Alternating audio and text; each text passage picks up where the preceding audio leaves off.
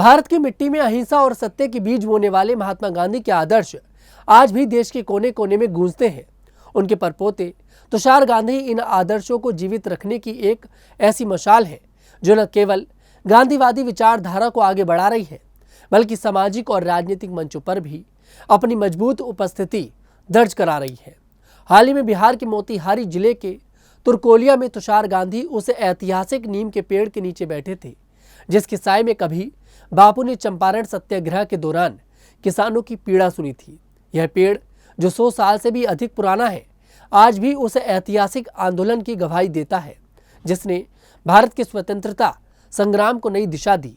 लेकिन तुषार गांधी की यात्रा तब सुर्खियों में आ गई जब एक स्थानीय मुखिया ने उनके साथ कथित तौर पर बदसलूकी की और उन्हें अपमानित कर सभा से बाहर कर दिया। इस घटना ने सोशल मीडिया पर तूफान मचा दिया और तुषार गांधी एक बार फिर चर्चा का केंद्र बन गए। आइए जानते हैं कि कौन है तुषार गांधी और क्या है उनकी कहानी। नमस्कार, द न्यूज़ 15 देख रहे हैं आप। मैं हूं आपके साथ तनुज दीक्षित। तुषार गांधी का जन्म 17 जनवरी 1960 को महाराष्ट्र के शेगांव में हुआ था। वे महात्मा गांधी के दूसरे पुत्र मणिलाल गांधी के पोते और पत्रकार अरुण मणिलाल गांधी के पुत्र हैं। उनका बचपन मुंबई के सांता क्रूज में बीता, जहां उन्होंने गुजराती माध्यम के स्कूल में अपनी प्रारंभिक शिक्षा पूरी की। शिक्षा के क्षेत्र में उनकी रुचि तकनीकी दिशा में बढ़ी और उन्होंने मुंबई के government institute of printing technology से प्रिंटिंग में डिप्लोमा हासिल किया। इस शिक्षा उनके लिए केवल एक डिग्री नहीं थी, बल्कि एक ऐसा माध्यम थी जिसके जरिए वे गांधीवादी साहित्य और विचारों को लोगों तक पहुंचाने में सक्षम हुए। तुषार गांधी का व्यक्तित्व उनकी पारिवारिक विरासत से गहराई से प्रभावित है। उनके दादा मणिलाल गांधी ने भी अपने पिता महात्मा गांधी के मार्ग पर चलते हुए दक्षिण अफ्रीका में सामाजिक कार्य किए थे। तुषार ने इस विरासत को न केवल संजोया, बल्कि इसे आधुनिक संदर्भों में जीवंत करने का प्रयास किया। वे अपनी पत्नी सोनल देसाई और 2 बच्चों विमान गांधी और कस्तूरी गांधी, जिनका नाम उनकी परदादी कस्तूरबा गांधी के नाम पर रखा गया है, उनके साथ मुंबई में रहते हैं। उनका परिवार भी गांधीवादी मूल्यों को अपनाए हुए है और सामाजिक कार्यों में सक्रिय रहता है। तुषार गांधी ने अपने जीवन को गांधीवादी विचारधारा के प्रचार प्रसार और सामाजिक सुधार के लिए समर्पित कर दिया।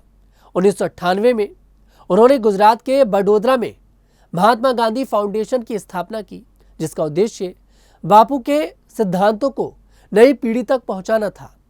इसके अलावा वे 2019 से जलगांव, महाराष्ट्र में गांधी रिसर्च फाउंडेशन के निदेशक के रूप में कार्यरत हैं।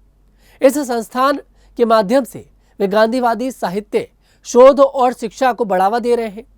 उनकी ये पहल न केवल शैक्षणिक बल्कि सामाजिक बदलाव की दिशा में भी एक महत्वपूर्ण कदम है। तुषार गांधी एक लेखक के रूप में भी ख्याति प्राप्त है।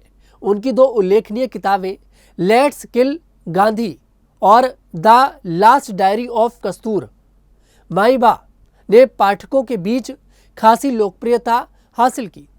लेट्स किल गांधी में उन्होंने महात्मा गांधी की हत्या से जुड़े अनसुलझे पहलुओं और साजिशों को उजागर किया, जो न केवल ऐतिहासिक दृष्टिकोण से महत्वपूर्ण है, बल्कि यह भी दर्शाती है कि गांधी के विचारों को दबाने की कोशिशें आज भी जारी हैं। उनकी दूसरी किताब the lost diary of Kastur माईबा Kasturba Gandhi के जीवन और उनके योगदान को सामने लाती है, जो अक्सर बापू की छाया में कम चर्चित रहा। तुषार गांधी केवल लेखन और शोध तक सीमित नहीं है, वे सामाजिक और राजनीतिक मुद्दों पर भी सक्रिय रूप से अपनी आवाज बुलंद करते हैं। 2022 में उन्होंने कांग्रेस की भारत जोड़ो यात्रा में राहुल गांधी के साथ कदम से कदम मिलाकर हिस्सा लिया।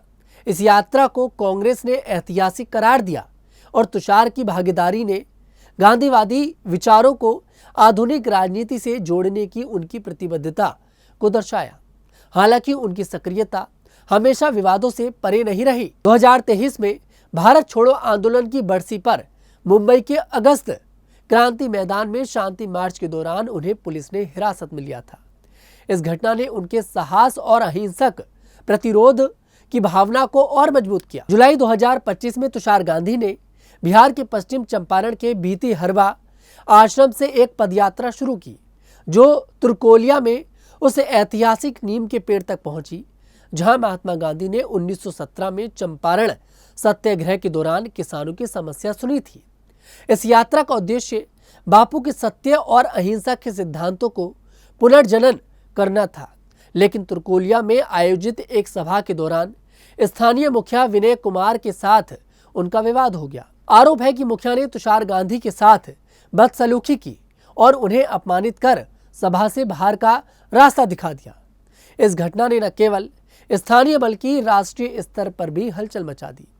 कांग्रेस ने इस घटना को गांधीवादी विचारधारा पर हमला बताते हुए बीजेपी और आरएसएस पर निशाना साधा। सोशल मीडिया पर तुषार गांधी के समर्थन में कई पोस्ट वायरल हुए और लोग इस घटना को लोकतंत्र और अभिव्यक्ति की स्वतंत्रता पर हमले के रूप में देखने लगे। तुषार ने इस घटना पर खुद प्रतिक्रिया देते हुए कहा कि वे गांधीवादी मूल्यों के लिए लड़ते रहेंगे, चाहे कितनी भी बाधाएं आए। तुषार गांधी का जीवन और कार्य महात्मा गांधी की विरासत को जीवित रखने का एक जीवंत उदाहरण है।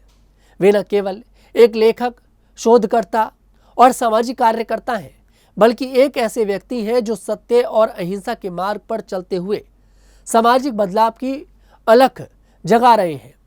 चंपारण की हालिया घटना ने भले ही विवाद को जन्म दिया है, लेकिन इसने तुषार गांधी के दृढ़ संकल्प और उनके दादा के सिद्धांतों के प्रति उनकी निष्ठा को और मजबूत किया है। आज जब भारत आधुनिकता और परंपरा के बीच संतुलन बनाने की कोशिश कर रहा है, तुषार गांधी जैसे लोग हमें याद दिलाते हैं कि गांधीवादी विचारधारा अभी भी प्रासंगिक है। उनकी यात्रा, उनके कार्य और उनकी लड़ाई यह साबित करती है कि सत्य और अहिंसा की ताकत समय के साथ कमजोर नहीं होती। तुषार गांधी न केवल महात्मा गांधी के परपोते हैं, बल्कि उनके विचारों के सच्चे वारिस भी हैं, जो हर चुनौती के बावजूद अपने पथ पर अडिग हैं। ये कहानी आपको कैसी लगी कमेंट सेक्शन में जरूर बताइएगा। मैं तनुज दीक्षित फिर आपसे मुलाकात करूंगा। तब तक के लिए हमारे साथ देखते रहिए न्यूज़ 15।